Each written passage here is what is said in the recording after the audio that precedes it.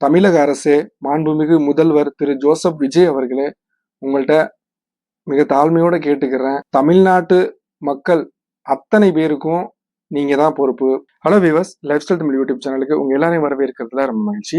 இன்னைக்கு வீடியோக்குள்ள போறதுக்கு முன்னாடி நம்ம ஊர்ல இருக்கக்கூடிய இஎம்எஸ் கிஃப்ட் இப்ப குவைத்லயும் ஸ்டார்ட் பண்ணியிருக்கோம். உங்க நண்பர்கள், உறவினர்கள் யாருக்கா இருந்தாலும் பர்த்டே, அனிவர்சரி இந்த மாதிரி ஸ்பெஷல் டேக்கு அவங்களுக்கு சர்ப்ரைஸா கிஃப்ட் கொடுக்கணும் அப்படின்னா தாராளமா நீங்க ஸ்கிரீன்ல தெரிய நம்பரை கான்டாக்ட் பண்ணலாம். இதுல நிறைய ஸ்பெஷல் கோம்போ ஆஃபர்லாம் இருக்கு. உங்களுக்கு எது தேவையோ அல்லது கஸ்டமைஸா வேணும் அப்படின்னாலும் அதையும் நம்ம பண்ணித்தரோம். ஸோ ஸ்கிரீன்ல தெரிய நம்பரை கான்டாக்ட் பண்ணி உங்க ஆர்டரை புக் பண்ணிக்கிறீங்க. இன்னைக்கு இந்த பதிவு பொறுத்த வரைக்கும் தமிழக அரசுக்கான ஒரு கோரிக்கையா தான் இருக்க போகுது. உங்க எல்லாருக்குமே நல்லா தெரியும், இந்த அமெரிக்காவுக்கும் ஈரானுக்கு இடைப்பட்ட இந்த போர்ல தமிழ்நாட்டை சேர்ந்த தூத்துக்குடியை சேர்ந்த நிசாந்த் அப்படிங்கிற ஒரு மாலுமி இறந்துட்டாரு. அவருடைய உடல் இது வரைக்கும் இன்னும் ஊருக்கு கொண்டு வரப்படல. அவர் அந்த ஓமன் கடல் பகுதியில நிறுத்தி வைக்கப்பட்டிருந்த கப்பல்ல இறந்ததுனால அவங்களுடைய பாடி ஓமனுக்கு கொண்டு வந்துட்டதா தகவல் கிடைச்சிருக்கு.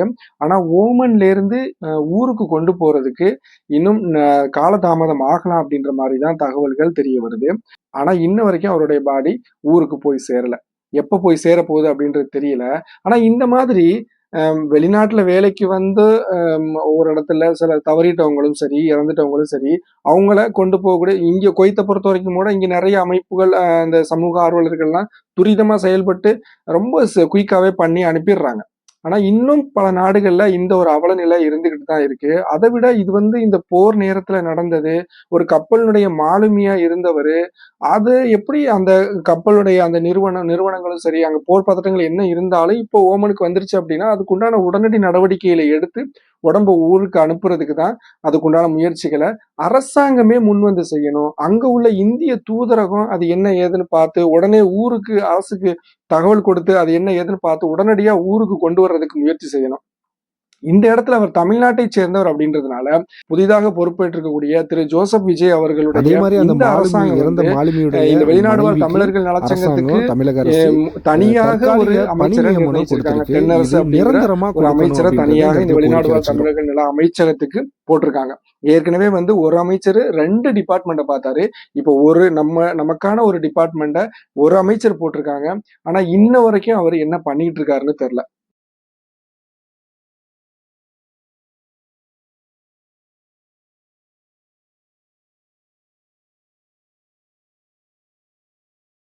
வெளிநாடு வாழ் தமிழர்கள் நல அமைச்சகம் அந்த துறையை மட்டும் பாத்தீங்கன்னா, வெளிநாடு வாழ் நம்மளுக்கான தொடங்கப்பட்ட அந்த டிபார்ட்மெண்ட்டை பொறுத்த வரைக்கும் அந்த அமைச்சர் அப்படின்ற அந்த ஒரு போட்டோவோட நம்ம நியூஸ்ல பார்த்ததே தவிர அவர் என்ன பண்றாரு, அந்த துறை சம்பந்தமா இப்பதான் படிச்சுக்கிட்டு இருக்காரா என்னன்னு தெரியல. இது வரைக்கும் எந்த ஒரு வாயும் திறக்கல. என்ன பண்றாரு, நம்ம எல்லாம் என்ன ஆனோம் ஏது அப்படின்ற எந்த ஒரு தகவலும் இல்லை. இந்த துறைக்கு வந்துட்டார் அப்படின்னா அதுக்கு உண்டான அந்த துறைகள்ல என்ன குறை நிறைகள், எப்படி செயல்படணும் அதெல்லாம் பார்க்கட்டும், பழகட்டும், ஓகே. ஆனா இப்ப இந்த மாதிரி ஒருத்தர் இறந்துட்டாங்க அப்படின்னா அதை துரிதமா செயல்பட்டு ஊருக்கு கொண்டு வரதுக்கு உண்டான முயற்சிகள்ல ஈடுபடணும். அதுக்கு என்ன பண்ணணும் ஏது பண்ணணும்னு அரசாங்கத்தோட கலந்து, மத்திய அரசோட கலந்து அதுக்குண்டான முயற்சிகளை செய்யணும் அப்படின்றத இந்த இடத்துல கோரிக்கையா நம்ம வச்சுக்கிறோம். அதே மாதிரி இது மட்டும் கிடையாது. இந்த துறை தொடங்கப்பட்டது எதுக்காக? திமுக அரசு இந்த ஒரு துறையை கொண்டு வந்தாங்க. அவங்களுமே சரி, இந்த துறை கொண்டு வந்தது ஏதோ நமக்கு ஒரு கண் துடைப்பு அப்படின்ற மாதிரி தான் தெரிஞ்சிச்சு. இது வரைக்கும் அப்படிதான் இருந்துகிட்டு இருக்கு. அந்த துறை தொடங்கினாங்க, அதுல ஐடி கார்டு இஷ்யூ பண்ண போறேன்னு சொன்னாங்க, அதுல இன்சூரன்ஸ் கொண்டு வந்தாங்க. அதோட பாத்தீங்கன்னா அவ்வளவுதான், அப்படியே போட்டாச்சு. இதே மாதிரியான ஒரு என்ஆர்டி மாதிரியான நோர்கா ரூட் அப்படின்ற கேரள அரசாங்கம் கொண்டு இன்னைக்கு பல லட்சம் பேர் அதுல பதிஞ்சு பயனடைஞ்சுக்கிட்டு இருக்காங்க.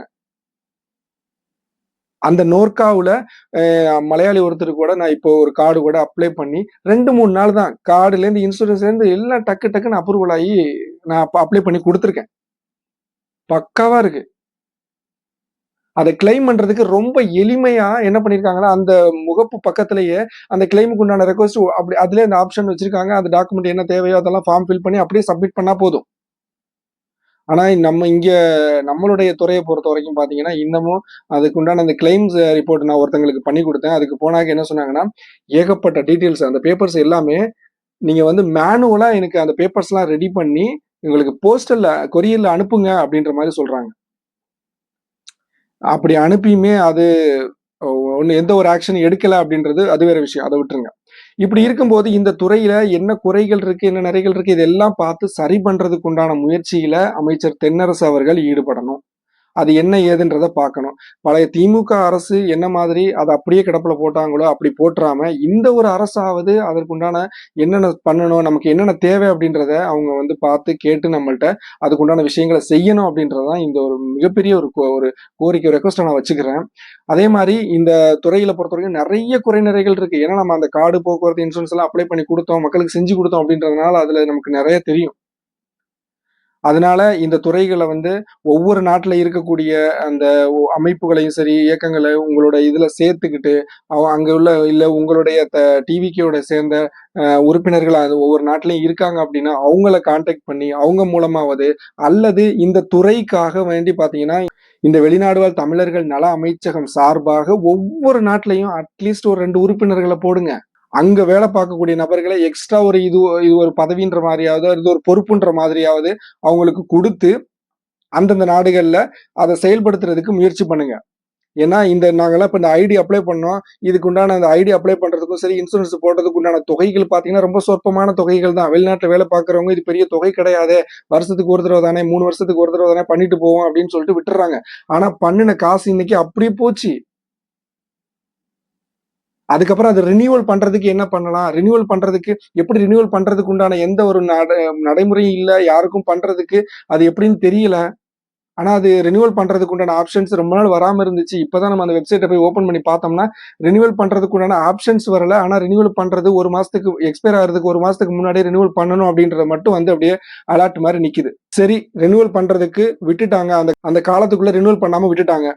அப்ப இப்ப அதுக்கப்புறம் ரினியூவல் பண்ணணும்னா என்ன பண்ணணும்? அதுக்கு என்ன வழிமுறைகள்? இது எல்லாத்தையும் கொண்டு வாங்க. முதல்ல அந்த அந்த வெப்சைட்ட வந்து சரியான முறையில வடிவமைங்க. நெறைய குளறுபடிகள் இருக்கு. நெறைய எரர் காமிக்குது. ரொம்ப எளிமையாக்குங்க. இல்லைன்னா எதுக்கு தான் இந்த ஒரு துறைய கொண்டு வந்தீங்க? எதுக்கு இந்த ஒரு ஏமாத்து? எதுக்கு ஒரு இந்த கண் துடைப்பு அப்படின்றது தெரியல.